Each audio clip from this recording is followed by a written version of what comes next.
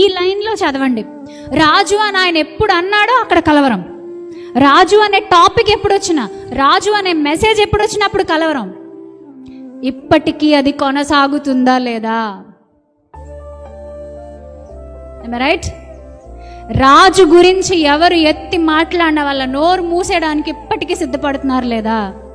ప్రవీణ్ పగడాల అన్నయ్య గారి మరణం మన జీవితాలను ఎంత కదిలించేసిందో నేను ప్రత్యేకించి చెప్పక్కర్లే. ఒక్కసారి ఆలోచించండి. రాజు గురించి ఆయన మాట్లాడిన ప్రతి మాట విశేషమైంది, కానీ ఆయన క్యారెక్టర్ అసాసియేషన్ చేసి ఆయన క్యారెక్టర్ని మొత్తానికి నాశనం చేసేసి ఆయన మాట్లాడిన మాటలకు విలువ లేకుండా చేసేసారు. చూసారా? అది మనసుకి చాలా కష్టం అనిపించిందండి. వైజ్ పర్సన్ అండి ఆయన, అద్భుతమైన చక్కని పరిచర్య చేసినాడు. ఒక సందర్భం చెప్తాను నేను. ఇది నేను నా వ్యక్తిగత జీవితంలో ఆయన చేసిన పరిచర్యకి నాకు అనుభవాలు ఉన్నాయి కాబట్టి చెప్తున్నాను. ఆయన చనిపోయిన తర్వాత ఇవన్నీ వస్తున్నాయి.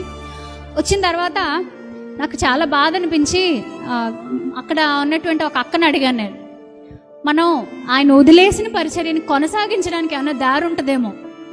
అనాథ పిల్లల్ని ఎవరినో తీసుకొచ్చి ఆయన చనిపోవడానికి 10-15 రోజుల ముందంట వెళ్ళి ఆ పిల్లల్ని చూడడానికి వెళ్ళాడంట. ఒక రోజున ఆయన చూడడానికి వెళ్ళి వాళ్ళకి ఆయన చికెన్ మటన్ వండి పెట్టాడంట తన చేతులతో. వంట కూడా బాగా చేస్తాడండోయ్. అంట్లు తోవడం మాత్రమే కాదు, అంత తగ్గింపు ఉందంట ఆయనకి. సో ఆయన తనే వండి పెట్టేంత ప్రేమ చూపిస్తే ఆ పిల్లలు తట్టుకోలేక ఏడుస్తున్నారు, ఇలాంటి మంచి అన్నయ్యని మేము కోల్పోయాం అని.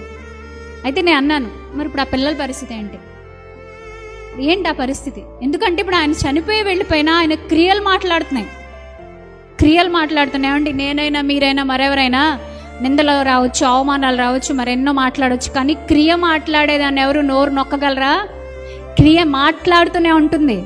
నేను ఎప్పుడు చెప్తూ ఉంటాను ఒక మాట, మనం చెప్పే ప్రసంగం కంటే మన బతుకు ఎక్కువ మాట్లాడాలి, మనం చేసిన పని ఎక్కువ మోగాలి.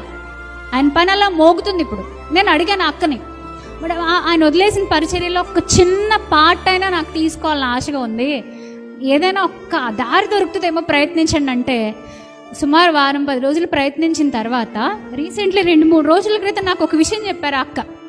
ఏమంటే, అమ్మ ఆయన ఎక్కడైనా ఒక చిన్న పిల్లల్ని తీసుకుని వాళ్ళకి అన్నం పెట్టినా, వాళ్ళని ఒకవేళ అనాథ పిల్లల్ని పోషిస్తున్నా, వాళ్ళకంటూ ఒక అకౌంట్ పక్కన పెట్టేసి వాళ్ళు ఎన్నాళ్ళు పోషింపబడాలో దానికి సంబంధించినటువంటి పనంతా చేసి పెట్టేశాడంట.